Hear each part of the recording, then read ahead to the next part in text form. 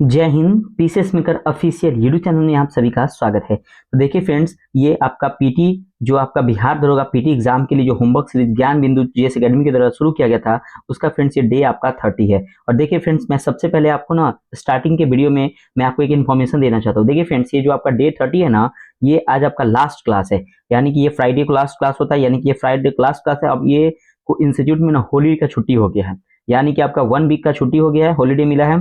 यानी कि ये जो छुट्टी है, यानी कि कल सैटरडे से लेके नेक्स्ट सैटरडे संडे तक छुट्टी है। यानी कि आपको जो नया अब जो टेस्ट सीरीज डे 31 जो आएगा ना, तो याद रखिएगा वो आएगा आपको 17 मार्च को आएगा। ध्यान रखिएगा, वो जो टेस्ट आएगा 17 मार्च को आएगा। और ध्यान से सुनिएगा फ्रेंड्स, ये जितने भी आपको टेस्ट अभी तक 30 डे तक हुए हैं, तो प्लीज आप उसे रिवीजन कीजिएगा। जितने भी डे 1 से लेके डे 30 का उसको रिवीजन कीजिएगा।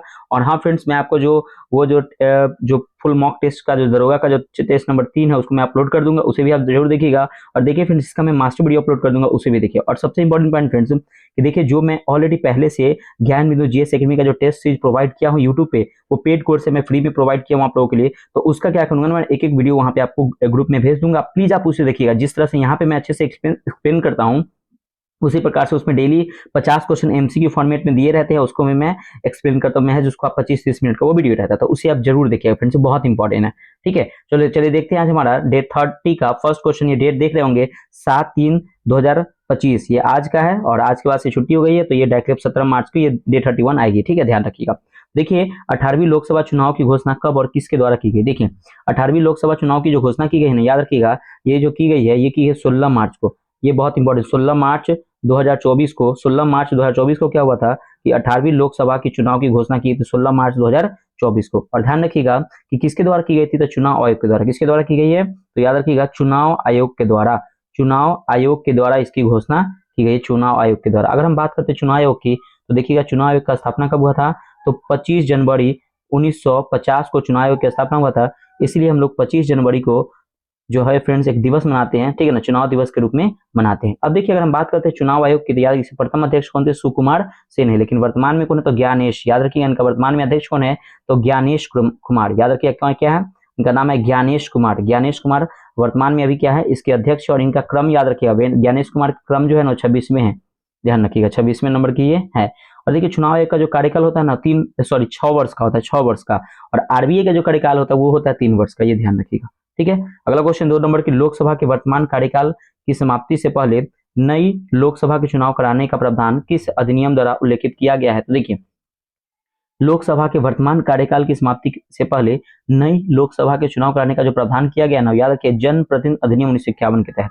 याद रखिएगा, क्या मैंने बताया, जन प्रतिनिधि अधिनियम, जन प्रतिनिधि अधिनियम, जन प्रतिनिधि अधिनियम, जन प्रतिनिधि अधिनियम। याद रखिए जन प्रतिनिधि अधिनियम जो 1951 में आया था, उसके तहत क्या हुआ था कि लोकसभा के चुनाव कराने का प्रावधान किया गया है। ठीक है, अगला क्वेश्चन है आपका 3rd नंबर क्वेश्चन है कि 18वीं लोकसभा चुनाव कितने चरणों में तथा कब और कब तक आयोजित किए। देखिए 18वीं लोकसभा चुनाव का जो आयोजन किया गया था, 7 चरणों में किया गया। पहला क्वेश्चन यहाँ से है कि 7 चरणों में किया गया है। और ये कब से कब तक इसका आयोजन किया गया, तो याद रखिएगा ये 19 अप्रैल से 1 जून तक इसका आयोजन किया गया। 19 अप्रैल, इसको लिखिएगा, 19 अप्रैल और से लेके 1 जून तक इसका आयोजन किया गया। ध्यान रखिएगा इसकी घोषणा कब किया गया, तो मैं तो फर्स्ट क्वेश्चन बताया था कि 16 मार्च को इसकी घोषणा की गई थी। अगला आपका 4 नंबर की, 18वीं लोकसभा में कौन सा 2 अलायंस गठबंधन समूह ने भाग लिया था। तो कौन से समूह ने भाग लिया, तो देखिए फ्रेंड्स इसमें जो भाग लिए थे ना, वो एक याद रखिएगा, एक एनडीए ने। किसने भाग लिया था, तो एक एनडीए ने भाग लिया था। और दूसरा किसने, तो इंडिया ने भाग लिया था। एक एनडीए और दूसरा याद रखिएगा इंडिया। ठीक है, एक एनडीए और दूसरा याद रखिए दूसरा कौन है, तो इंडिया ने भाग लिया था। अगर हम बात करते हैं एनडीए, तो सुनिएगा एनडीए ने कितने सीटें जीते थे, तो ये ध्यान रखिएगा एनडीए ने 293 सीट जीते थे। ठीक है, अगर हम इंडिया की बात करें तो इंडिया ने 234 सीटें जीते थे, 234 सीटें जीते थे। और याद रखिएगा इंडिया का समर्थन कांग्रेस कर रहे थे और इंडिया का समर्थन बीजेपी कर रहे थे, यानी कि बीजेपी का पार्टी बना था। ठीक है, अगला क्वेश्चन देखिएगा आपका 5 नंबर के, 18वीं लोकसभा चुनाव में कुल कितने मतदाताओं ने भाग लिया था। देखिए 18वीं जो लोकसभा चुनाव जो 2024 में हुआ, इसमें कितने लोग थे, 96.8 करोड़ लोग, मतलब 8 करोड़ मतदाताओं ने क्या हुआ कि भाग लिया है। अगला आपका 6 नंबर की, 18वीं लोकसभा में पहली बार अंडमान निकोबार की किस जनजाति ने भाग लिया था। बहुत इंपॉर्टेंट है, याद रखिएगा जब 18वीं लोकसभा का चुनाव हुआ था ना, उसमें अंडमान निकोबार की किस जनजाति ने, सोमपेन जनजाति। अंडमान निकोबार की एक है आपका सोमपेन जनजाति, लिखिएगा इसको, सोम्पेन जनजाति। सोम्पेन जनजाति ने क्या हुआ था कि सोम्पेन जनजाति ने क्या हुआ था फ्रेंड्स की भाग लिया था। ठीक है, अब देखिए ये तो पूछा जा रहा है कि अंडमान निकोबार का एक और है जो त्रिपुरा के ब्रू जनजाति ने क्या हुआ था कि भाग लिया था। त्रिपुरा की एक ब्रू जनजाति है, ब्रू जनजाति है जो 18वीं लोकसभा में ये भाग लिए थे, त्रिपुरा के ब्रू जनजाति। अगला क्वेश्चन है 7 नंबर के 18वीं लोकसभा के लिए कितनी सीटों पर चुनाव आयोजित किए गए थे। देखिए 18वीं लोकसभा में ना 18वीं लोकसभा कितने सीटों पर चुनाव किए गए थे, 543 सीटों पर चुनाव किए गए थे। ठीक है, और अगला क्वेश्चन की गणना कितने सीटों के लिए हुआ था, 542 सीटों के लिए गणना हुआ था। क्यों, क्योंकि आपको देखिए एक सीट जो है आपके, एक सीट ना सूरत की एक सीट है बीजेपी की, जो सांसद जी थे इनका नाम है मुकेश दलाल, ये निर्विरोध चुने गए थे, इसलिए इनका गणना नहीं हुआ था, 542 पे सीटों पर गणना हुआ था। ठीक है, अब देखिए फ्रेंड्स ये तो हो गया आपका आंसर हो गया, लेकिन अब एक्स्ट्रा फैक्ट मैं बता देता हूँ आपको। लोकसभा में कुल सीटों की संख्या ना 552 है, ध्यान रखिए लोकसभा में कुल सीटों की संख्या कितनी है, 552 है। 552 में आपको याद रखिएगा 550 और +2, ये दो जो थे वो आंग्ल समुदाय थे, इसको समाप्त कर दिया गया है, पता है कि आंग्ल समुदाय को समाप्त कर दिया, तो ये भी आप लोग ध्यान रखिएगा। अगला आपका 8 नंबर की चुनाव से पहले आदर्श आचार संहिता कौन लगाता है, तो चुनाव आयोग। तो चुनाव आयोग क्या करता है, चुनाव आयोग जो है वो क्या करता है कि चुनाव से पहले क्या करता है, आदर्श आचार संहिता लगाता है कौन, तो चुनाव आयोग लगाता है। ठीक है, चुनाव आयोग लगाता है। ठीक है, अब देखिए अगर हम बात करते हैं क्या कि ये जो 18वीं लोकसभा जो चुनाव मतलब जो हुआ था उससे पहले आदर्श आचार कब से लगा था, तो 16 मार्च से लागू हो गया था। 9 नंबर के 18वीं लोकसभा चुनाव में किस सीट को निर्विरोध घोषित कर दिया गया, मैं यही आपको बताया सूरत का, एक सूरत का सीट था, सूरत के सीट में जिनका नाम था मुकेश दलाल, देखिए नामे में इनका इतना अच्छा नाम है मुकेश दलाल। ठीक है ना, मुकेश दलाल ये निर्विरोध चुने गए थे, ये बीजेपी पार्टी से। ठीक है, ये निर्विरोध घोषित कर दिए गए थे, तो इन्हीं का सीट एक ऐड नहीं हुआ था। 10 नंबर के 18वीं लोकसभा चुनाव में सर्वाधिक मत किस उम्मीदवार ने प्राप्त किया है। देखिए अब ये क्वेश्चन थोड़ा सा ना आप इसको इरर है, इसको आप देख लीजिएगा क्योंकि इसका आंसर ठीक से नहीं बन पाएगा। देखिए 18वीं लोकसभा चुनाव में सर्वाधिक, ठीक है यहाँ सर्वाधिक मत, ठीक है मत अंतर से, याद रखिए सर्वाधिक मत, यहाँ पे मत के बाद अंतर हो जाएगा फ्रेंड्स। ठीक है, मत अंतर से किस उम्मीदवार ने चुनाव जीता, ऐसे क्वेश्चन होगा, चुनाव जीता। क्वेश्चन आप लोग अगर लिख रहे हैं तो ऐसे लिख लीजिएगा, जीता तो याद रखिए इनका नाम है इंदौर से शंकर लालवानी ने जीता, याद रखिए शंकर, इंदौर के, याद रखिए इंदौर के कौन है, तो इंदौर के है शंकर लालवानी, याद रखिए शंकर लालवानी ने क्या होता है कि सीट जीता। अगला क्वेश्चन है आपका नेक्स्ट, आपका 11 नंबर की 18वीं लोकसभा में किस संसदीय क्षेत्र में से नोटा का सर्वाधिक मत प्राप्त हुआ था, इंदौर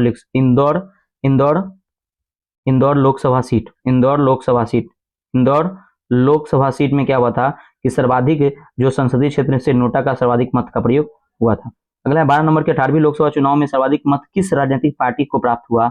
देखिए 18वीं लोकसभा चुनाव में ना सर्वाधिक मत जो प्राप्त हुआ ना बीजेपी का हुआ, बीजेपी को सर्वाधिक मत किसको मिला, बीजेपी को। बीजेपी ने कुल जो सीटें जीती 240 सीटें जीती। ठीक है, और कांग्रेस ने कितनी जीती, तो कांग्रेस ने 99 सीटें दर्ज की है। ठीक है, अगला क्वेश्चन आपका 13 नंबर के 18वीं लोकसभा चुनाव में एनडीए गठबंधन के कुल कितने सीटों के साथ सरकार बनाई। तो देखिए अगर हम बात करते हैं क्या कि 18वीं लोकसभा चुनाव में एनडीए गठबंधन के साथ कितने सीटों, तो याद रखिए 293 सीटें, 293 सीटों के साथ क्या हुआ कि गठबंधन बनाई। और याद रखिएगा इंडिया अलायंस ने तो 234 सीटें, इंडिया अलायंस ने 234 सीटें। ठीक है, अगला क्वेश्चन है आपका 14 नंबर के 18वीं लोकसभा चुनाव में आरजेडी, जदयू तथा लोजपा को क्रमशः कितने सीटें मिली। देखिए आरजेडी को ना 4 सीटें मिली, ठीक है ना, एलजेपी यानी कि लोजपा को मिली 5 सीटें और जदयू को मिली 12 सीटें, ये ध्यान रखिएगा। ठीक है, अगला क्वेश्चन है आपका, मतलब यहाँ पे क्रम में उल्टा कर दिया हूँ, आरजेडी को मैं आपको बताया यहाँ पे आरजेडी की बात करते हैं 4 सीटें, जदयू की बात करते हैं तो यहाँ पे 12 सीटें और लोजपा की बात करते हैं तो 5 सीटें। मैंने पहले आपको जदयू बता दिया था। ठीक है, तो ध्यान से कंफ्यूजन मत रहिएगा। अगला देखिए रिवीजन सीरीज 3.0 के तहत प्रश्नों के उत्तर देखिएगा। एशिया का सबसे बड़ा आदिवासी त्योहार मेदाराम जात्रा का आयोजन कहाँ किया गया। तो देखिए ये किया गया तेलंगाना में। कहाँ किया गया आपका, तेलंगाना में, ये तेलंगाना में किया गया, पहला क्वेश्चन हो गया। दूसरा देखते हैं कि स्वविर्ध महामंदिर कहाँ अवस्थित है। देखिएगा कि स्वविर्ध महामंदिर जो है आपके वाराणसी में अवस्थित है। कहाँ है, तो वाराणसी में क्या है ये मंदिर अवस्थित है, कहाँ पे है, तो वाराणसी में अवस्थित है। अगला क्वेश्चन देखते हैं, अगला कि दुनिया का पहला ओम आकार का मंदिर का उद्घाटन कहाँ किया गया। देखिए ये पहला ओम आकार का मंदिर है ना पाली राजस्थान में किया गया। इसका उद्घाटन कहाँ किया गया, पाली राजस्थान में इसका उद्घाटन किया गया, पाली राजस्थान में इसका उदाहरण किया गया। ठीक है, अगला क्वेश्चन देखिएगा कि पीपल्स बायोडायवर्सिटी रजिस्टर किस राज्य ने प्रकाशित किया है। देखिए पीपल्स बायोडायवर्सिटी रजिस्टर जो है ना वो केरल राज्य ने, किसने, तो केरल राज्य ने क्या किया, प्रकाशित किया है। अगला क्वेश्चन है आपका कि प्रोजेक्ट पढ़ी किस मंत्रालय ने शुरू किया था? आपको पता है कि संस्कृति मंत्रालय ने, संस्कृति मंत्रालय ने क्या हुआ कि प्रोजेक्ट, संस्कृति मंत्रालय ने प्रोजेक्ट पढ़ी शुरू किया है। नेक्स्ट है कि विश्व शिल्प शहर के रूप में आधिकारिक मान्यता किसे दी गई है? तो याद रखिएगा ये जम्मू कश्मीर की राजधानी श्रीनगर को, जम्मू कश्मीर की राजधानी क्या है? श्रीनगर, श्रीनगर को क्या दिया गया? तो श्रीनगर को विश्व शिल्प शहर के रूप में आधिकारिक मान्यता दी गई है। ठीक है, आगे आपका कि चराईदेव मोईदाम कहाँ अवस्थित है? तो ये केरल, सॉरी ये चराईदेव मोईदम जो है आपके असम में अवस्थित है। कहाँ पे है? तो असम में अवस्थित है, असम में। अगला क्वेश्चन है आपका कि 19वां दिव्य कला मेला कहाँ आयोजित किया गया है? तो याद रखिए विशाखापट्टनम में। कहाँ पे? तो विशाखापट्टनम में, विशाखापट्टनम में ये जो आपके 19वां दिव्य कला मेला का आयोजन किया गया। 16 नंबर है क्या कि निम्न से कौन सा जीवाणु जनित बीमारी नहीं है? देखिए नहीं पूछा जा रहा है।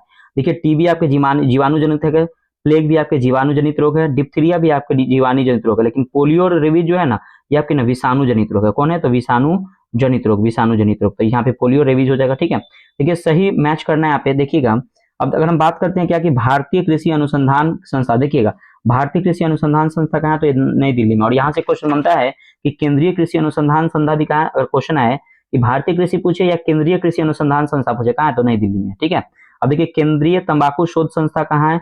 तो देखिए केंद्रीय तंबाकू शोध संस्था राजमुंद्री में है, राजमुंद्री। ठीक है, राजमुंद्री हो गया, राजमुंद्री हो गया। अगर बात करते हैं चाय अनुसंधान क्या है? जोरहाट असम में है। और तसर सिल्क विकास केंद्र कहाँ है? तो भागलपुर में। ठीक है, याद रखिएगा बिहार का सिल्क सिटी भागलपुर को कहते हैं। 18 नंबर क्या ऑस्ट्रेलिया की महान प्रवाल भित्ति का संबंध किस महासागर से है? तो याद रखिएगा ये प्रशांत महासागर से। याद रखिएगा किससे है? तो प्रशांत महासागर से, प्रशांत महासागर से है। याद रखिए ऑस्ट्रेलिया की महान प्रवाल भित्ति का संबंध प्रशांत महासागर से है। और याद रखिए ऑस्ट्रेलिया की अगर हम बात करते हैं तो ऑस्ट्रेलिया याद रखिएगा कि ये पूर्वी छोर पर, देखिए ऑस्ट्रेलिया जो है ना पूर्वी छोर पे बसा हुआ है, ऑस्ट्रेलिया पूर्वी छोर पे। ठीक है ना, पूर्वी छोर पे नहीं तो उत्तर पूर्वी छोर, अगर जिस स्थित है मतलब कि छोर पे स्थित है। अगला आपको 19 नंबर की राज्य मंत्रिपरिषद और राज्यपाल के बीच में की कड़ी को क्या कहा जाता है? तो क्या? तो मुख्यमंत्री कहते हैं, सीएम। यानी कि राज्य मंत्रिपरिषद और राज्यपाल के बीच की कड़ी को क्या कहा जाता है?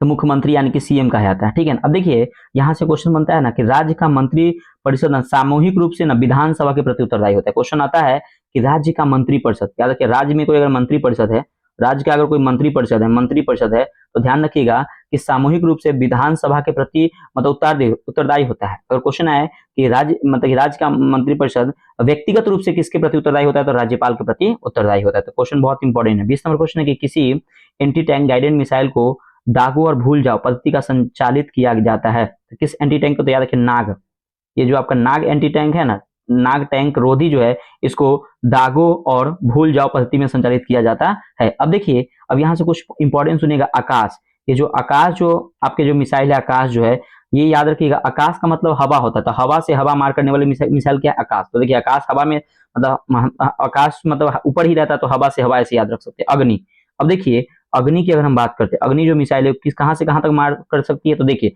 अग्नि नीचे ही जलती है और नीचे ही बुझ जाती है। तो सतह से सतह ऐसे याद कर सकते हैं, सतह से सतह, ये बहुत इंपॉर्टेंट है। ठीक है, अगर हम बात करते हैं त्रिशूल, अगर देखिएगा अगर किसी को हमको त्रिशूल से मारना हो तो त्रिशूल से मारना हो तो नीचे से ऊपर करेंगे, यानी कि सतह से हवा। तो सतह से हवा में मारेंगे ना तो सतह से हवा। तो ऐसे ही नाम रखा जाता है इसका, ध्यान रखिएगा, बहुत इंपॉर्टेंट है ये।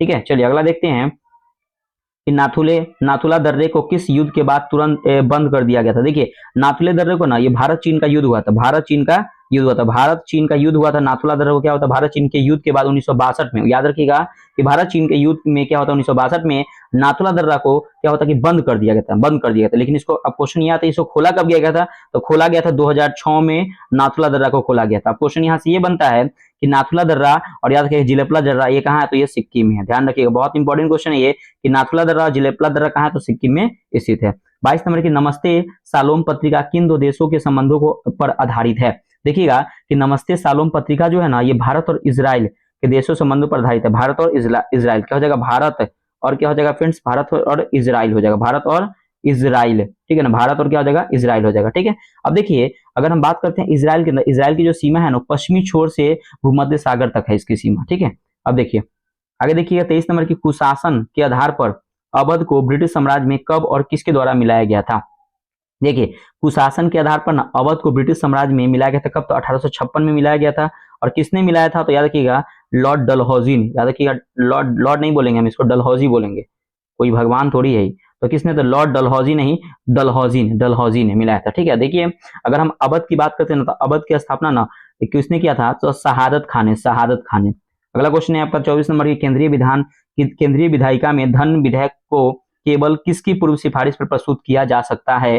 देखिए धन विधेयक कौन, मतलब केंद्रीय विधानसभा में धन विधेयक को केवल राष्ट्रपति, याद रखिए केवल क्या करते हैं ना, केवल राष्ट्रपति के सिफारिश पर प्रस्तुत किया जा सकता है। ठीक है ना। अब देखिए धन विधेयक अगर बात करते हैं क्या, कि राष्ट्रपति के पूछ के ही धन विधेयक को लाया जाता है। और याद रखिए धन विधेयक किस अनुच्छेद में इसका परिभाषा है, धन विधेयक अनुच्छेद 110 में है। अगला क्वेश्चन है आपका कि चंद्रयान-3 किसकी अध्यक्षता में इसरो द्वारा लॉन्च किया गया था। देखिए चंद्रयान-3 को जो लॉन्च किया गया था ना, ये एस सोमनाथ की अध्यक्षता में, एस सोमनाथ, याद रखिए एस सोमनाथ की अध्यक्षता में इसको लॉन्च किया गया था। और ध्यान रखिएगा कि इसको लॉन्च कब किया गया था, तो 2023 में इसको लॉन्च किया गया था, 2023 में। क्वेश्चन यहां से ये बनता है कि किस रॉकेट से, तो LMV M3 M4 रॉकेट से इसको लॉन्च किया गया था। ठीक है, अगला क्वेश्चन है आपका 26 नंबर की, मानव के शरीर की कौन सा धमनी ऑक्सीजन रहित रक्त को ले जाती है, तो फुफ्फुस। ये आपका फुफ्फुस धमनी है ना, फुफ्फुस, ये आपके फुफ्फुस धमनी जो है, ये मानव रहित धमनी ऑक्सीजन रहित रक्त को ले जाती है। ठीक है, देखिए अगर हम बात करते हैं ना अशुद्ध रक्त की, तो सीरा ना शरीर से हृदय, मतलब जो अशुद्ध रक्त को सीरा जो है शरीर से रक्त हार्ट तक ले जाती है, और शुद्ध रक्त को धमनी जो है वो हार्ट से सीरा में, शरीर में ले जाती है, ध्यान रखिएगा। अगला क्वेश्चन है आपका 27 नंबर कि भारतीय संविधान में दल बदल के आधार पर निर्भरता का उल्लेख किस संवैधानिक संशोधन द्वारा जोड़ा गया है। देखिए दल बदल को देखिए, एक ना 52वां संविधान संशोधन हुआ था, 52वां संविधान संशोधन हुआ था कब, तो 1985 में। सुनिएगा 52वां संविधान संशोधन हुआ था 1985 में। इसमें क्या हुआ था कि दल बदल के आधार की निर्भरता का उल्लेख संवैधानिक संशोधन के तहत इसको जोड़ा गया था। ठीक है, और इसको लाया किसने था, तो उस समय प्रधानमंत्री थे राजीव गांधी ने दल बदल कानून को लाए थे। ठीक है, और याद रखिए इसमें एक अनुसूची जोड़ी गई थी, 10वीं अनुसूची। क्वेश्चन आता है कि दल बदल किस अनुसूची में है, तो 10वीं अनुसूची में है। ठीक है, ये ध्यान रखिएगा। वर्तमान में कितनी अनुसूची है, तो वर्तमान में हमें 12 अनुसूची है। ठीक है, ये ध्यान रखिएगा। अगला क्वेश्चन आपका 28 नंबर कि कलकत्ता मेडिकल कॉलेज की स्थापना कब और किसके द्वारा की गई थी। देखिए कलकत्ता मेडिकल कॉलेज की स्थापना 1835 में की गई थी, 1835 में की गई थी, और विलियम बेंटिंग के द्वारा, किसके द्वारा की गई थी, विलियम बेंटिंग के द्वारा। विलियम बेंटिंग ने क्या होता कि विलियम बेंटिंग ने क्या हुआ था कि कलकत्ता में 1835 में कलकत्ता मेडिकल कॉलेज की स्थापना की थी। अब क्वेश्चन यहां से बनता है कि भारत का पहला गवर्नर जनरल कौन था, तो यह विलियम बेंटिंग था। 20 नंबर की धन विधेयक के संदर्भ में कौन सा गलत पूछा जा रहा है, तो धन विधेयक एवं संविधान संशोधन विधेयक पर संसद की संयुक्त बैठक नहीं होती, तो बिल्कुल आपका सही है, संसद की संयुक्त बैठक नहीं होती है। दूसरा क्वेश्चन ये है क्या कि धन विधेयक पारित नहीं होने पर मंत्रिपरिषद को इस्तीफा देना पड़ता है, अर्थात सरकार भंग हो जाती है, तो ये भी आपका सही है। तो इसमें से कौन सा गलत है, तो कोई गलत नहीं है, कोई नहीं, दोनों क्या है, सही है, कोई गलत नहीं है, ध्यान रखिएगा। अगला क्वेश्चन आपका 30 नंबर की 23वां राष्ट्रमंडल खेल 2026 का आयोजन कहाँ होगा, तो देखिए ये जो होगा ना विक्टोरिया ऑस्ट्रेलिया में इसका आयोजन किया गया। विक्टोरिया एक शहर है, विक्टोरिया ऑस्ट्रेलिया में, विक्टोरिया ऑस्ट्रेलिया में इसका आयोजन किया जाएगा, ऑस्ट्रेलिया में, विक्टोरिया ऑस्ट्रेलिया में इसका आयोजन किया जाएगा 23वां राष्ट्रमंडल खेल 2026 में, ध्यान रखिएगा। अब देखिए अगर हम बात करते हैं क्या यहाँ से क्वेश्चन बन सकता है कि राष्ट्रमंडल खेल का पहली बार आयोजन कब किया गया था, तो 1920 में किया गया था। कहाँ पे, तो हैमिल्टन में किया गया था, हैमिल्टन कनाडा में, हैमिल्टन कनाडा में इसका आयोजन किया गया था पहली बार। ठीक है, चलिए अगला क्वेश्चन देखते हैं। 31 नंबर के सन 1954 से लेकर 2024 तक कुल कितनी विभूतियों को भारत रत्न अवार्ड से सम्मानित किया गया है। देखिए अगर हम बात करते हैं 1954 से 2024 तक ना, टोटल जो भारत रत्न दिया गया 53 लोगों को दिया गया। ये अपने आप में क्वेश्चन है पहला। दूसरा क्वेश्चन ये है कि अगर 1954 में जो प्रथम बार दिया गया था किन लोगों को दिया गया था, 3 लोगों को 1954 में भारत रत्न दिया गया था। उनका नाम इसको नोट डाउन कर लीजिएगा, सर्वपल्ली राधाकृष्णन, सी.वी. रमन और सी. राजगोपालाचारी, ये 3 लोगों को दिया गया था, 1954 में दिया गया था। 1954 में दिया गया था, पहली बार 3 लोगों को दिया गया था। लेकिन क्वेश्चन यहाँ से ये बनेगा कि अभी वर्तमान में 2024 में कितने लोगों को भारत रत्न दिया गया है, तो 5 लोगों को। देखिए अधिकतम ना 5 लोगों को ही दे सकते हैं, इससे ज्यादा अभी तक नहीं दिया गया किसी को, तो अधिकतम 5 लोगों को, नहीं तो अधिकतम कम से कम 3 या उससे 2 1 ऐसे देते हैं। ठीक है, देखिए 5 लोगों को दिया गया था, उनका नाम याद रखिएगा, चौधरी चरण सिंह, दूसरा आपका है कर्पूरी ठाकुर, लाल कृष्ण आडवाणी, नरसिम्हा राव और MS स्वामीनाथन। ये 5 लोगों को भारत रत्न दिया गया है 2024 में। अगला 32 नंबर की अफ्रीका के गिनी तट पर चलने वाली गर्म और शुष्क हवाओं को क्या कहते हैं, तो इसको ना हरमट्टन हवा कहते हैं, हरमट्टन हवाएं कहते हैं, या इसको ना डॉक्टर हवा भी कहते हैं, सहारा के क्षेत्र में बहती है। अगला 33 नंबर की इंडियन ओपिनियन नामक समाचार पत्र किसके द्वारा प्रारंभ किया गया था? तो देखिए महात्मा गांधी के द्वारा, महात्मा गांधी के द्वारा क्या हुआ था? महात्मा गांधी के द्वारा इंडियन ओपिनियन नामक समाचार पत्र प्रारंभ किया गया था। अगला 34 नंबर की भारतीय संविधान के अनुसार मानव का दुर्व्यापार और बलात् श्रम निषेध कौन से अनुच्छेद में वर्णित है? देखिए अनुच्छेद 23, आपका एक अनुच्छेद 23 है, इसमें कहा गया है कि मानव का दुर्व्यवहार और बलात् श्रम निषेध है अनुच्छेद 23 में, और ये मौलिक अधिकार है, ध्यान रखिएगा, इनका हनन नहीं होना चाहिए। अगला आपका CDS chief of defence staff की स्थापना कब और किसकी जयंती के अवसर पर की गई थी? देखिए सीडीएस की स्थापना की थी ना 25 दिसंबर, इसको नोट डाउन कर लीजिएगा, 25 दिसंबर 2019 को सीडीएस की स्थापना, जिसको चीफ ऑफ डिफेंस स्टाफ कहते हैं, 25 दिसंबर 2019 को की गई थी। और किसकी जयंती पर? तो सुशासन दिवस, याद है सुशासन जयंती, यानी कि जो मनाते हैं हम लोग अटल बिहारी वाजपेयी की जयंती पर। तो इसका आंसर होगा 25 दिसंबर 2019 और अटल बिहारी वाजपेयी की जयंती पर क्या हुआ था कि इनकी स्थापना हुआ था, सीडीएस की स्थापना। और सुशासन दिवस हम लोग मनाते हैं, यही अटल बिहारी वाजपेयी की जयंती पर सुशासन दिवस के रूप में मनाते हैं। अब देखिए सीडीएस की बात करते हैं ना, सुनिएगा कि सीडीएस जो होते हैं ना, ये तीनों सेना के हेड होते हैं। तीनों सेना का मतलब क्या? थल सेना, वायु सेना और जो आपके जो जल सेना है वो भी होते, तीनों सेना होते हैं, सीडीएस होते हैं। सीडीएस से ऊपर कौन होते हैं? तो रक्षा मंत्री होते हैं। रक्षा मंत्री के ऊपर कौन होते हैं? तो मतलब कि राष्ट्रपति होते हैं। सबसे हेड कौन होते हैं? राष्ट्रपति होते हैं, ठीक है, तो ये ध्यान रखिएगा। अच्छा एक क्वेश्चन यहाँ से बनता है कि ये जो सीडीएस है चीफ ऑफ डिफेंस स्टाफ के पहले अध्यक्ष कौन थे? तो बिपिन रावत, जिनका भी हाल ही में क्या हो गया? निधन हो गया। तो फ्रेंड्स आप लोग कमेंट करके बताइएगा कि अभी वर्तमान में बिपिन रावत तो इसके हेड थे, तो वर्तमान में चीफ ऑफ डिफेंस स्टाफ कौन है? तो कमेंट करके बताइएगा जरूर, ये बहुत अच्छा क्वेश्चन है, ठीक है, तो आप लोग कमेंट कीजिएगा। देखिए फ्रेंड्स आप लोग कमेंट नहीं करते हैं, तो प्लीज फ्रेंड्स आपसे रिक्वेस्ट करेगी कमेंट कीजिए। अगर आपसे जो भी क्वेश्चन अगर पूछ रहे हैं तो आप कम से कम देखिए ये क्वेश्चन अगर आपके एग्जाम में आ जाए, ठीक है, ध्यान रखिएगा। अब देखिए आहार नाल की ल्यूमेन की सबसे भीतरी परत क्या कहलाती है? तो देखिए आहार नाल की ल्यूमेन की सबसे भीतरी परत को ना म्यूकोस कहते हैं, म्यूकोस कहते हैं, या इसको हम लोग म्यूकस भी बोल सकते हैं, ठीक है, ध्यान रखें, म्यूकोस बोलिए या इसको हम लोग क्या बोल सकते हैं? म्यूकस बोल सकते हैं। अगला क्वेश्चन नेक्स्ट है आपका 37 नंबर की, जाग्रोस पर्वत श्रेणी किस युग की चट्टान समूह में शामिल है? तो देखिए जाग्रोस जो आपके पर्वत है ना, ये आपके कार्बोनिफेरस को लिखिएगा, कार्बोनिफेरस युग के ये चट्टान की श्रेणी में आते हैं, ध्यान रखिएगा। और याद रखिएगा ये जाग्रोस पर्वत जो है ना आपके ईरान में है। कहाँ पे है? तो ईरान में है। अगला क्वेश्चन आपका 38 नंबर की, किसकी सिफारिश पर अंग्रेजों को शिक्षा का माध्यम बनाया गया? तो याद रखिएगा मैकाले के सिफारिश पर क्या हुआ था कि मैकाले के सिफारिश पर क्या हुआ था कि अंग्रेजी को शिक्षा के माध्यम बनाया गया था, ठीक है ना। और याद रखिए मैकाले की अध्यक्षता में 1833 में, याद रखिएगा 1833 में एक अधिनियम आया था मैकाले की अध्यक्षता में, इसके तहत विधि आयोग का गठन किया गया था। अगला आपका 39 नंबर कि भरतनाट्यम नृत्य शैली किस पर आधारित है? देखिए भरतनाट्यम जो आपके नृत्य शैली है ना किस पे आधारित है? तो याद रखिएगा ये जो आपके ना भरत मुनि, याद रखिए किस पे आधारित है? तो भरत मुनि के नाट्य शास्त्र पर, भरत मुनि के नाट्य शास्त्र पर ये आधारित है। भरत मुनि के नाट्य शास्त्र पर क्या है? ये आधारित है। और याद रखिए भरतनाट्यम ना ये आपका एक शास्त्रीय नृत्य है जो आप कहाँ के? तो तमिलनाडु के, ध्यान रखिएगा। अगला क्वेश्चन है 40 नंबर की, जायकवाड़ी परियोजना कहाँ और किस नदी पर अवस्थित? देखिए जायकवाड़ी परियोजना जो है ना आपके महाराष्ट्र में है, और किस नदी पर है? ध्यान रखिएगा ये आपके गोदावरी नदी पे। कहाँ पे है? तो गोदावरी नदी पर ही स्थित है। अब देखिए सही सुमिलित कीजिए। अगर हम बात करते हैं कि जाड़वा, देखिए जाड़वा जो जनजाति है वो कहाँ पे? तो अंडमान निकोबार द्वीप में, ठीक है ना। कुकी जनजाति कहाँ है? तो मणिपुर में। अगर बात करें थारू जनजाति कहाँ है? तो उत्तर प्रदेश में। और गोंड जनजाति कहाँ है? तो गोंड आपके मध्य प्रदेश में स्थित है, ठीक है। तो ये कुछ जनजाति है, तो इसको आप लोग ध्यान रखिएगा, ठीक है। अगला क्वेश्चन देखते हैं। नेक्स्ट है फ्रेंड्स आपका 42 नंबर क्वेश्चन, देखिएगा 42 नंबर क्वेश्चन है आपका कि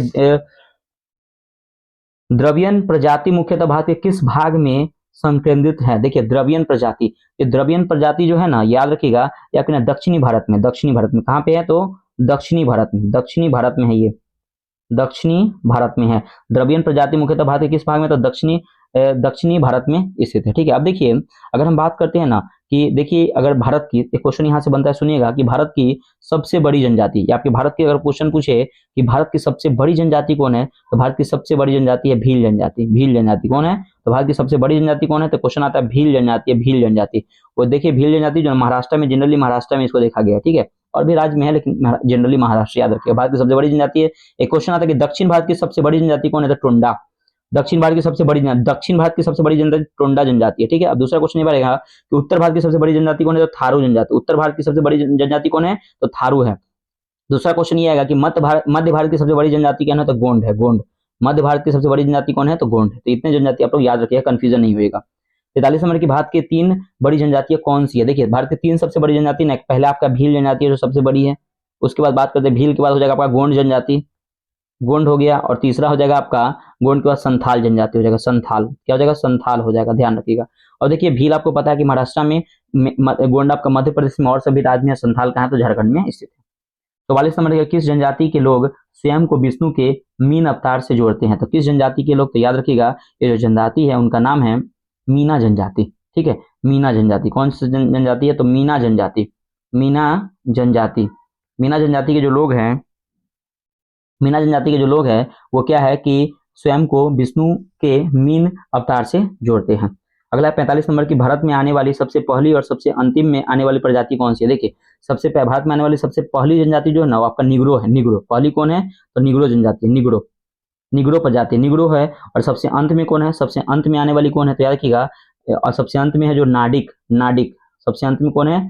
तो नाडिक, नाडिक प्रजाति है सबसे अंत में। ठीक है, अगला क्वेश्चन है 46 नंबर कि भारत की किस जनजाति में बहुपति विवाह का प्रचलन देखने को मिलता है? देखिए एक आपका टोंड जनजाति है, टोंड जनजाति में आपको बहुपति प्रथा मिलेगा, और दूसरा है जौनसारी जनजाति, एक आपका है जौनसारी जनजाति। जौनसारी जनजाति में है बहुपति विवाह। बहुपति कहने का मतलब समझ में आ रहा है ना? बहुपति मतलब एक पति की बहुत सारी पतियां। ठीक है, अगला क्वेश्चन है आपका 47 नंबर कि दुनिया भारत की सबसे बड़ी जनजाति कौन सी है तथा यह मुख्यतः कहाँ निवास करती है? देखिए दुनिया में भारत की सबसे बड़ी मतलब कि दुनिया में भारत की सबसे बड़ी जनजाति पूछा जा रहा है। ठीक है, तो देखिए तो अगर बात करते हैं क्या कि ये जो आपके मंगोलॉयड जनजाति है, मंगोलॉयड, याद रखिए कौन सा जनजाति है? तो मंगोलॉयड, याद रखिएगा मंगोलॉयड जनजाति। मंगोलॉयड जनजाति जो है ये जो सर्वाधिक ना चीनी क्षेत्रों में निवास करती है, ध्यान रखिए। दुनिया भारत मतलब दुनिया भारत की सबसे बड़ी जनजाति कौन सी है तथा यह मुख्यतः कहाँ निवास करती है? तो मंगोलॉयड जनजाति जो चीन में निवास करती है। अगला 48 नंबर की कौन सी जनजाति भारत के बंगाल की खाड़ी के द्वीपों में रहती है? कौन सी जनजाति है? तो ध्यान रखिएगा ये जनजाति जो है आपको जाड़वा जनजाति, जाड़वा जनजाति जो है वो भारत के बंगाल की खाड़ी में रहती है। 49 नंबर की बात के किन राज्यों या केंद्र शासित राज्यों में जनजातीय समुदाय की पहचान नहीं की गई? देखिए जनजाति आपको कौन कौन से राज्य में नहीं है? पहला आपको पंजाब में नहीं है, जनजातियों को देखने को मिलेंगे, पंजाब हो जाएगा। उसका आप बोल सकते हैं चंडीगढ़ में भी नहीं है। ठीक है, चंडीगढ़ में भी नहीं है। अगर हम बात करते हैं हरियाणा में भी नहीं है, हरियाणा में भी नहीं है आपका। हरियाणा की बात करते हैं दिल्ली में भी नहीं है आपका जनजाति, दिल्ली में भी नहीं है। अगर हम बात करते हैं केंद्र शासित प्रदेश पुडुचेरी है तो वहां भी जनजाति देखने को नहीं मिलती है। तो इतना सारे हैं।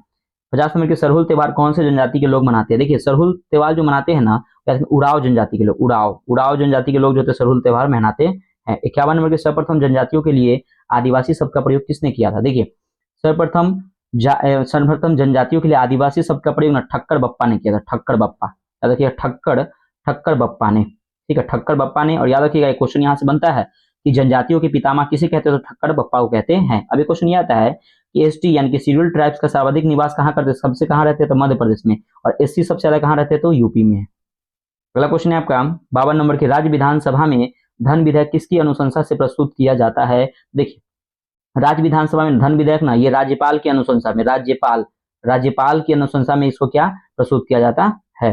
53 नंबर है क्या कि राज्यपाल द्वारा अध्यादेश जारी करने संबंधित शक्ति का वर्णन किस अनुच्छेद में है? तो देखिए राज्यपाल द्वारा अध्यादेश जारी करेंगे तो अनुच्छेद 213 में, अगर राष्ट्रपति अध्यादेश जारी करेंगे तो अनुच्छेद 123 में, ये ध्यान रखिएगा। तो राइट आंसर 213 हो जाएगा। अब देखिए अगर हम बात करते हैं क्या कि अध्यादेश ना राष्ट्रपति 130 अनुच्छेद 123 के तहत जारी करते हैं और राज्यपाल अनुच्छेद 213 के तहत अध्यादेश जारी करने की अवधि जो होती है ना 6 महीना की, मतलब 6 मंथ की होती है। 54 नंबर की किस संविधान संशोधन अधिनियम में एक ही व्यक्ति को 2 या 2 से अधिक राज्यों के राज्यपाल बनाने का संबंधित प्रावधान किया गया? किस अनुच्छेद में? तो याद रखिएगा किस संविधान संशोधन के तहत? तो ध्यान रखिएगा ये जो आपके 7वां संविधान संशोधन हुआ था 1956 में। 7वां संविधान संशोधन 1956 के तहत कहा गया था कि एक व्यक्ति को 2 या 2 से अधिक राज्यों के राज्यपाल बनाने के संबंधित प्रावधान किया गया है। ठीक है, ये ध्यान रखिएगा। देखिए 1956 में एक और पॉइंट आया था कि राज्यसभा के सीटों में ना परिवर्तन लाया गया था 1956 के संविधान संशोधन के तहत। ठीक है, लाया गया था। अगला क्वेश्चन है आपका यहाँ पे 55 नंबर की भारतीय संविधान के किस अनुच्छेद के अंतर्गत राज्यपाल महाधिवक्ता की नियुक्ति करता है? तो अनुच्छेद 165 के तहत। अनुच्छेद 165 के तहत क्या करता है कि राज्यपाल महाधिवक्ता की नियुक्ति करता है। ठीक है ना। अगला क्वेश्चन है आपका नेक्स्ट क्वेश्चन देखिएगा 56 नंबर कि किस आयोग ने राज्यपाल के लिए 5 वर्ष निश्चित कार्यकाल की संस्तुति की है? तो किस पुंछी आयोग ने, किसने की है फ्रेंड्स? पुंछी आयोग ने की है। पुंछी आयोग ने पुंछी आयोग ने राज्यपाल के लिए 5 वर्ष निश्चित कार्यकाल की संस्तुति की है। ठीक है, देखिए पुंछी आयोग का संबंध ना राज्य और केंद्र से दोनों से है। ठीक है, अगला आपका 57 नंबर की भारतीय संविधान के किस अनुच्छेद में राज्यपाल के विशेष अभिभाषण का प्रावधान है? तो अनुच्छेद 176 में, यानी है कि अनुच्छेद 176 में कहा गया है कि राज्यपाल के विशेष अभिभाषण का प्रावधान है। अब देखिए 58 नंबर क्वेश्चन है कि किसी राज्य का राज्यपाल के संबंध में निम्न कथनों पर विचार करे। देखिए अब सबसे पहले बात करते हैं क्या उनको भारत के मुख्य न्यायाधीश की मतलब की नियुक्ति कराते हैं, तो ये आपका गलत है। ठीक है ना, इनकी नियुक्ति मुख्य न्यायाधीश थोड़ी कराते हैं नियुक्ति इनकी। ठीक है ना, अब देखिए कि वे राष्ट्रपति की इच्छा अनुसार पद पर रहते हैं, तो ये आपका सही है। उन्हें उनमें राज्य की कार्यकारी शक्ति निहित है, ये भी सही है। असंभवतः वे 5 वर्ष के लिए चुन पद पर रहते हैं, ये भी सही, तो सही हो जाएगा 2, 3 और 4 का सही आंसर हो जाएगा। ठीक है, 2, 3 आपका 4, 2, 3 आपका 4 से 1 आपका गलत है। 59 नंबर है क्या कि निम्नलिखित में कौन सा कार्य राज्यपाल द्वारा किया जाता है? देखिए राज्यपाल अगर हम बात करते हैं क्या क्या काम करता है, तो पहला विधानसभा का सत्रावसान करता है, विधानसभा की बैठक के स्थगित, ये गलत है, ये नहीं करता, ये राज्यपाल नहीं करता है। ठीक है, और ये भी सेम है, विधानसभा के अधिवेशन का आहूत ये करता है, यानी कि एक ए और डी करता है और बी सी नहीं करता है, यानी कि बी में विधानसभा की बैठक का स्थगित कौन करता है? तो विधानसभा के अध्यक्ष द्वारा किया जाता है, विधानसभा के अध्यक्ष द्वारा किया जाता है। ठीक है, अगर हम बात करते हैं राज्यपाल की, तो राज्यपाल अनुच्छेद 153 में है, वर्णित है राज्यपाल। अगर हम बात करते हैं क्या मुख्यमंत्री, तो अनुच्छेद 164 में। ठीक है, अगर हम बात करते हैं महाधिवक्ता अनुच्छेद 165 में वर्णित है। विधानमंडल की बात करें तो अनुच्छेद 168 में, अनुच्छेद 168 में विधानमंडल की बात कही गई है। ठीक है ना, तो ये ध्यान रखिए, कुछ अनुच्छेद है। 60 नंबर की राजस्थान के राज्यपाल, यहाँ पे देखिए राज्य के राज्यपाल होगा, गलत है, राज्य के राज्यपाल से संबंधित निम्न कथन पर विचार करें। देखिए उसे भारत का नागरिक होना चाहिए, बिल्कुल सही है। उसकी आयु कम से कम 35 वर्ष होनी चाहिए, भी आपका सही है। उसमें लोकसभा के सदस्य बनने के लिए योग्यता होनी चाहिए, ऐसा कोई जरूरी नहीं कि लोकसभा के सदस्य हो, वह एक से अधिक राज्यों के राज्यपाल बन सकते हैं, भी हो सकते हैं। यानी कि राइट आंसर हो जाएगा 1, 2, 4, इसका राइट आंसर 1, 2 और 4 इसका राइट आंसर हो जाएगा। अगला क्वेश्चन है आपका, देखिए राष्ट्रगुप्तार किस भाषा में प्रकाशित समाचार पत्र है? देखिए राष्ट्रगुप्तार जो है ना, ये आपके ना आंग्ल गुजराती भाषा में, इसको लिखिएगा आंग्ल गुजराती भाषा, ये बहुत इंपॉर्टेंट है, आंग्ल गुजराती भाषा। आंग्ल गुजराती भाषा में राष्ट्रगुप्तार भाषा को प्रकाशित किया गया। क्वेश्चन यहाँ से ये बनता है कि राष्ट्रगुप्तार की रचना किसने की? दादा भाई नौरोजी ने। समाचार पत्र है, इसकी जो प्रकाशन किसने किया था? दादा भाई नौरोजी ने। अब देखिए क्वेश्चन आता है केसरी और मराठा, ये बाल गंगाधर तिलक की पत्रिका है केसरी। केसरी जो है आपके ना, केसरी जो है आपके मराठी भाषा में, केसरी आपके मराठी भाषा में, मराठा जो है आपके एक मराठा है, मराठी जो है पत्रिका, मराठी जो है आपके इंग्लिश भाषा में, इंग्लिश भाषा में। ठीक है, इंग्लिश भाषा में है। अगला क्वेश्चन देखिएगा, किस आंदोलन के कारण भारतीय राष्ट्रीय कांग्रेस का विभाजन हुआ, जिसके परिणाम स्वरूप नरम दल और गरम दल का उद्भव हुआ? देखिए एक जो आपका था एक स्वदेशी आंदोलन, याद रखिएगा स्वदेशी आंदोलन। स्वदेशी आंदोलन में क्या हुआ था? स्वदेशी आंदोलन में क्या हुआ था कि भारतीय राष्ट्रीय कांग्रेस का विभाजन हुआ, जिसके कारण परिणाम स्वरूप नरम दल और गरम दल का उद्भव हुआ था। स्वदेशी आंदोलन 1905 में हुआ था, 1905 में स्वदेशी आंदोलन हुआ था। ठीक है, और देखिए एक सूरत अधिवेशन हुआ था 1907 में, सूरत अधिवेशन हुआ था 1907 में। इसमें क्या होता है कि नरम दल और गरम दल विभाजित हो गया था और इसकी अध्यक्षता रास बिहारी बोस कर रहे थे। ठीक है, ये ध्यान रखिएगा। अगला 63 नंबर की कार्यकारिणी के गठन के प्रश्न पर गांधी जी से विवाद हो जाने के कारण सुभाष चंद्र बोस ने त्यागपत्र दे दिया, तत्पश्चात अध्यक्ष किसे बनाया था? राजेंद्र प्रसाद को। राजेंद्र प्रसाद ने क्या, राजेंद्र प्रसाद इसको अध्यक्ष बनाए गए थे। और ध्यान रखिएगा ये कब? तो 1939 के त्रिपुरी अधिवेशन, 1939 के त्रिपुरा नहीं, त्रिपुरी, त्रिपुरा नहीं बोलिएगा, त्रिपुरी अधिवेशन बोलिएगा। ठीक है, अगला क्वेश्चन यहाँ पे देखिएगा, नेक्स्ट है आपका फ्रेंड्स 64 नंबर क्वेश्चन। देखिएगा कि निम्नलिखित आंदोलन पर विचार करें। सबसे पहले मोपला, ये मोपला है, भोपला नहीं, मोपला है। ठीक है, मोपला कर लीजिएगा। मोपला विद्रोह कब हुआ था? देखिए अगर हम मोपला विद्रोह की बात करें ना फ्रेंड्स, तो मोपला विद्रोह जो हुआ था ना, आपको 1921 में हुआ था मोपला विद्रोह। ठीक है, 1921। ठीक है, 1921 में हुआ था मोपला विद्रोह, 1921 में हुआ था, केरल में हुआ था। अगर हम बात करते हैं बारदोली सत्याग्रह, ये कब हुआ था? तो 1928 में हुआ था बारदोली सत्याग्रह, 1928 में हुआ था। चंपारण की बात करें तो 1917 में हुआ था। और बात करें नमक का, तो 1930 में नमक सत्याग्रह होता है। इसको क्रम सजाना है तो क्रम सजा लिए, 3, 1, 2, 4, क्या हो जाएगा? 3, 1, 2, 4, 3, 1, 2, 4 आपका राइट आंसर हो जाएगा, मतलब आरोही क्रम बोल रहा है। ठीक है, 65 नंबर की राजा राम मोहन राय ने मुगल बादशाह अकबर द्वितीय के दूत के रूप में इंग्लैंड की यात्रा कब की थी? तो देखिए इंग्लैंड की यात्रा न की थी 1830 में राजा राम मोहन राय ने। ठीक है, राजा राम मोहन राय ने ब्रह्म समाज की स्थापना की थी, राजा राम मोहन राय ने कब? तो 1828 में, ये भी इंपॉर्टेंट है। ठीक है, अब देखिए कि राजा राम मोहन राय ने मुगल बादशाह अकबर द्वितीय के दूत के रूप में इंग्लैंड की यात्रा 1830 में की थी। अब देखिए क्वेश्चन यहाँ से बनता है कि अगर हम बात करते हैं यहाँ पे राजा राम मोहन राय में राजा की उपाधि किसने दी थी? अकबर द्वितीय ने, यही अकबर द्वितीय है और उन्होंने राजा की उपाधि दी थी। दूसरा क्वेश्चन ये बनता था कि 1815 से याद रखिएगा कि आत्मीय सभा की स्थापना राजा राम मोहन राय ने 1815 में किया था। ब्रह्म समाज की स्थापना 1828 में राजा राम मोहन राय ने किया था। और तीसरा याद रखिए सती प्रथा का अंत 1829 में राजा राम मोहन राय ने किए थे। अगला आपका कि सरोजिनी नायडू की नाइटिंगेल ऑफ इंडिया का कर किसने संबोधित किया था? तो महात्मा गांधी ने।